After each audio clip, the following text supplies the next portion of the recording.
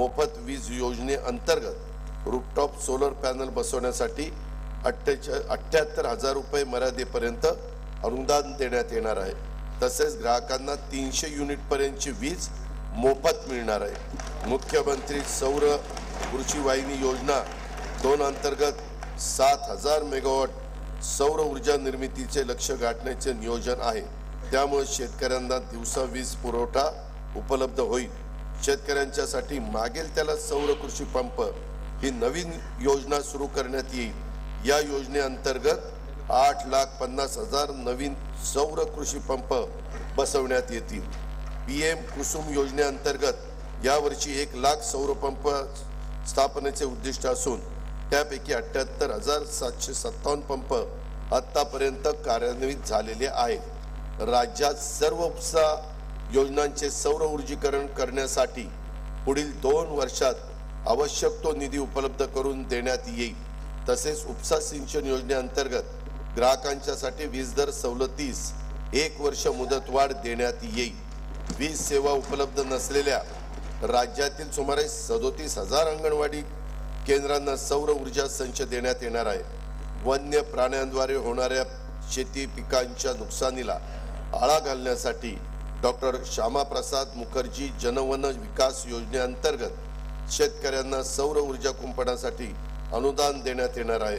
या सर्व पर्यावरण स्नेही सौर ऊर्जा योजनांमुळे खनिज इंधनावरील अवलंबित्व कमी होऊन प्रदूषणात घट होईल। तसेच हरित ऊर्जा निर्मिती क्षेत्रात राज्य अग्रेसर होईल। सन 2024-25 या वर्षाकरता खर्चाकरता ऊर्जा विभागास 11,934 कोटीचा नियतव्यय प्रस्तावित आहे। नमो शेतकरी महासन्मान निधी योजनेअंतर्गत 84,57,000 शेतकरी कुटुंबांना पहिल्या हप्त्यापोटी 1,691 कोटी 47 लाख रुपये अनुदान प्रदान करण्यात आलेले आहे। खरीप हंगाम 2023 मध्ये 1 रुपयात पीक विमा योजनेतून 50,01,000 शेतकरी अर्जदारांना 2,268 कोटी 43 लाख रुपये विमा रक्कम अदा करण्यात आलेली आहे। नानाजी देशमुख कृषी संजीवनी प्रकल्पाच्या 6,000 कोटी रुपये किमतीच्या दुसऱ्या टप्प्यात मान्यता देण्यात आलेली आहे। वसंतराव नाईक कृषी विद्यापीठ परभणी अंतर्गत बीड जिल्ह्यातील मौजे जिरेवाडी तालुका परळी वैजनाथ येथे सोयाबीन संशोधन व प्रक्रिया उपकेंद्र, शासकीय कृषी महाविद्यालय आणि कृषी व्यवसाय व्यवस्थापन महाविद्यालय स्थापन करण्यास मान्यता देण्यात आलेली आहे। राष्ट्रीय पशुधन अभियानाअंतर्गत शेळी, मेंढी, वराह, कुक्कुट व वैरण विषयक योजनांचा लाभ शेतकरी व पशुपालकांना मिळावा यासाठी 129 प्रकल्पांचा प्रस्ताव केंद्र शासनास पाठवण्यात आलेला आहे।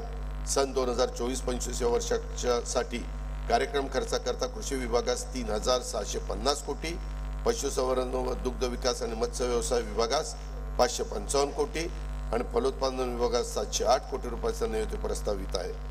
खरीप हंगाम 2023 मध्ये राज्यातील 40 तालुक्यात दुष्काळ व 1,245 महसुली मंडळामध्ये दुष्काळ सदृश्य परिस्थिती जाहीर करून विविध सवलती लागू करण्यात आल्या आहेत।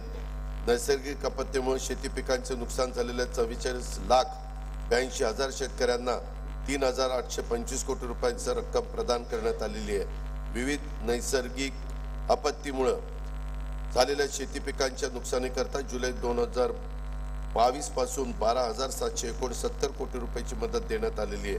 सन 2024-25 वर्षासाठी कार्यक्रम खर्चाकरता मदत पुनर्वसन विभागास 668 कोटी रुपयाचा नियोजित प्रस्तावित आहे। राज्यात 259 सिंचन प्रकल्प सध्या प्रगतीपथावर आहेत।